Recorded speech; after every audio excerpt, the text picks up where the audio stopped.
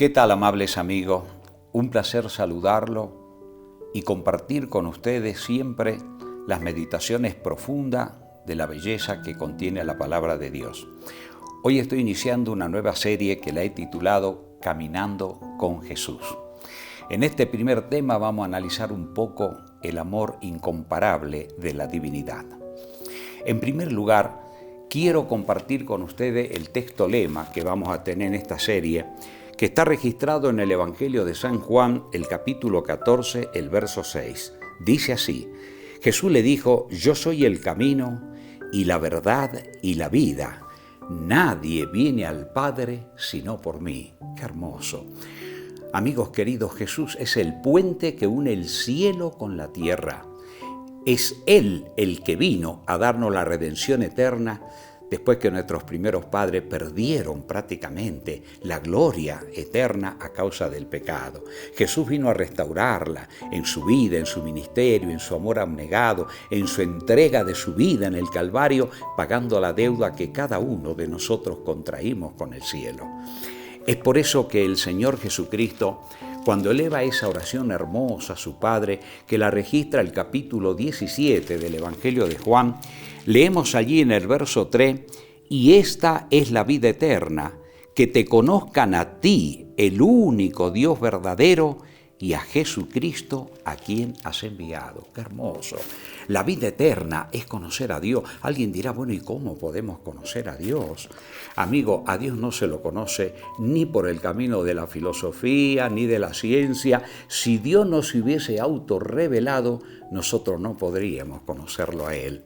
Y Dios comenzó revelando su persona, el origen de la existencia nuestra, el origen del mal, la redención eterna, a través de la inspiración que fue haciendo desde los días de Moisés, 1500 años antes de Cristo, hasta los días del apóstol Juan, 100 años después de nuestro Señor Jesucristo. O sea, en 1600 años, Dios fue revelando en este maravilloso libro toda su verdad. Este es el libro, como le llamó un educador argentino, el libro padre de todos los libros, don Domingo Faustino Sarmiento.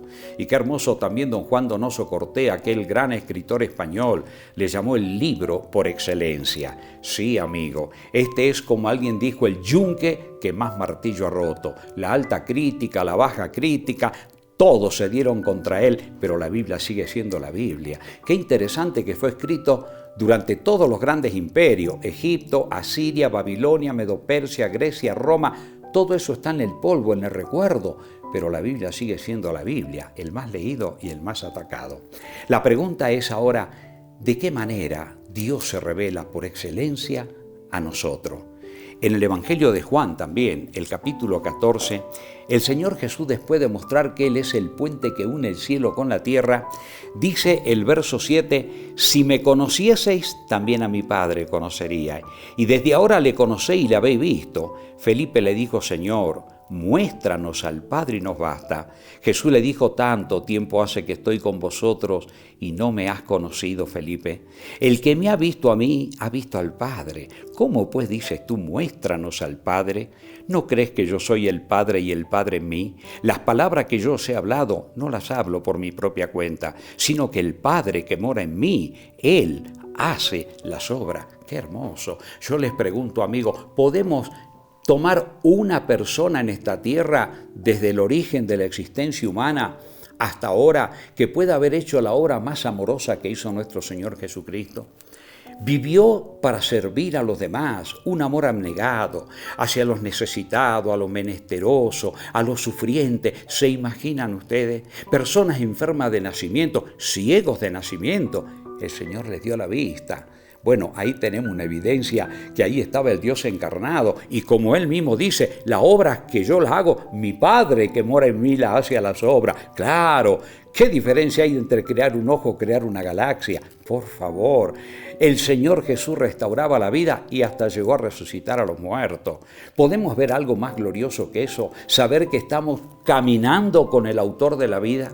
Amigos queridos, si aceptamos a Jesús como nuestro Salvador, como nuestro Redentor, si reconocemos el ministerio que Él hizo en nuestro favor, estamos caminando junto a aquel que nos promete la vida eterna.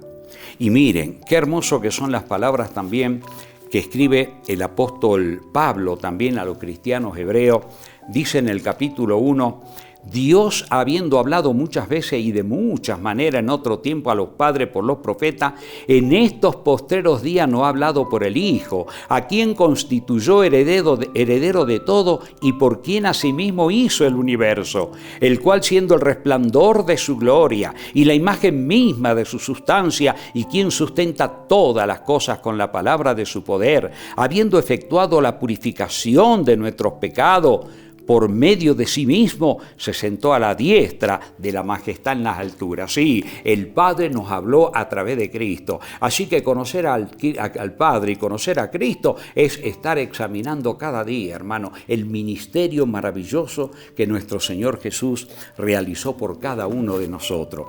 Qué interesante que su persona marca el meridiano de la historia. Todo está antes de Cristo o después de Cristo. No dice después de Buda y después de Buda, o antes de Krishna y después de Krishna, o antes de Mahoma y después de Mahoma. No, señor. Saben ustedes, por ejemplo, tomando a tres grandes filósofos, Aristóteles, Platón y Sócrates, juntos, ¿sabe cuánto predicaron ellos los tres? 120 años. El Divino Maestro solo 3 años y medio. Y la influencia de él, por favor, nos lleva adelante a ellos y a muchos más que podamos poner en la lista. Mis amados queridos, yo quiero en esta hora, recordando ese pasaje que, digamos, resume toda la autoridad de la Sagrada Escritura, San Juan 3:16. Porque de tal manera amó Dios al mundo que dio a su Hijo unigénito, para que todo aquel que en él crea no se pierda, mas tenga vida eterna. Yo quiero usar una ilustración que la leí hace muchos años atrás. Se trataba de 2 jóvenes armenios, una señorita y su hermano. Resulta que los soldados turcos los tomaron cautivos y entonces ante los ojos de ella lo masacraron terriblemente y lo mataron a su hermano. Ella, por supuesto, escapó y después de mucho tiempo ella comenzó a trabajar como enfermera en un hospital y un día llegó una persona muy enferma ya a punto de morir y justamente fue ella la encargada de tener que atender a aquella persona y mientras lo iba atendiendo se dio cuenta que se trataba de aquel soldado turco que había matado a su hermano.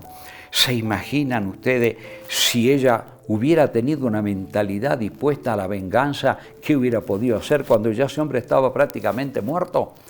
Pero ¿qué había ocurrido? Esa joven había estudiado la Sagrada Escritura, había comprendido quién era Jesús, había leído: amad a vuestros enemigos, haced bien al que os maldice, orad por el que te ultraja y te persigue. Y ella entonces dijo: Dios mío, ayúdame a salvar a este hombre. Y comenzó a trabajar con él, y cuando él comenzó a recuperarse, ella le dijo quién era. Sorprendido el hombre dijo: ¿pero cómo? Si yo maté a tu hermano y tú ahora me hubieras podido dejar morir, ¿por qué trabajaste para que yo me sanara? Ella le dijo: lo que pasa es que yo conocí a Jesús y Jesús me enseña a amar a mis enemigos y es por eso que yo he trabajado para darte la vida. ¿Verdad que tú mataste a mi hermano y para mí fue un dolor muy grande? Pero qué bendición que ahora poder restaurar tu salud. Aquel hombre tremendamente impactado le dijo: Dios mío, si esto es ser cristiano, vivir así, yo quiero ser cristiano. Miren qué hermosa manera de conquistar un alma para Cristo, irradiando amor hacia su enemigo. Yo quiero leerles una poesía hermosa, una poesía de don Amado Nervo. Dice así: ¿por qué empeñarse en saber cuando es tan fácil amar? Dios no te manda entender, no pretende que su mar sin playa pueda caber en tu minimísimo pensamiento. Dios solo te pide amor, dale el tuyo y más, siempre más, con más ardor, con ímpetu y verás cómo amándolo mejor, mejor lo comprenderás. Qué hermoso, mis amados. Sí, si el amor de Dios ha sido derramado en nuestros corazones, amigo mío, estamos viviendo en un mundo de puro conflicto. Conflictos sociales, conflictos desde el seno de la familia, conflictos internacionales. Los seres humanos solo se dan la mano por diplomacia y no se la sueltan hasta que toda la foto le sacaron. Pero mis amados queridos, por adentro carcomidos por el odio, la sed de venganza, tengo el arma más poderosa poderosa. Amados míos, Jesús viene muy pronto y el reino de los cielos está preparado para aquellos que caminemos con Jesús. En este mundo de tiniebla, de maldad, de odio y de venganza y de todo, los hijos de Dios tenemos que vivir irradiando ese amor, y cuando lo hagamos vamos a sentir la presencia hermosa, porque tan solo con Jesús caminando a nuestro lado podemos vivir eso. Como decía Pablo, ya no vivo yo, Cristo vive en mí. Termino con las últimas palabras que el apóstol Juan expresa, la primera carta del apóstol San Juan, el capítulo 4, versículo 7 en adelante. Dice: amados, amémonos unos a otros porque el amor es de Dios. Todo aquel que ama es nacido de Dios y conoce a Dios. El que no ama no ha conocido a Dios, porque Dios es amor. En esto se mostró el amor de Dios para con nosotros, en que Dios envió a su Hijo unigénito al mundo para que vivamos por Él. En esto consiste el amor, no en que nosotros hayamos amado a Dios, sino en que Él nos amó a nosotros y envió a su Hijo en propiciación por nuestros pecados. Amado, si Dios nos ha amado así, debemos también amarnos unos a otros. Que Dios te bendiga y que por la gracia de Cristo en tu alma, caminando junto al Divino Maestro, irradies en toda tu atmósfera y en toda tu andar el amor inmensurable del Salvador Cristo Jesús. Es mi deseo y mi anhelo para ti. Amén.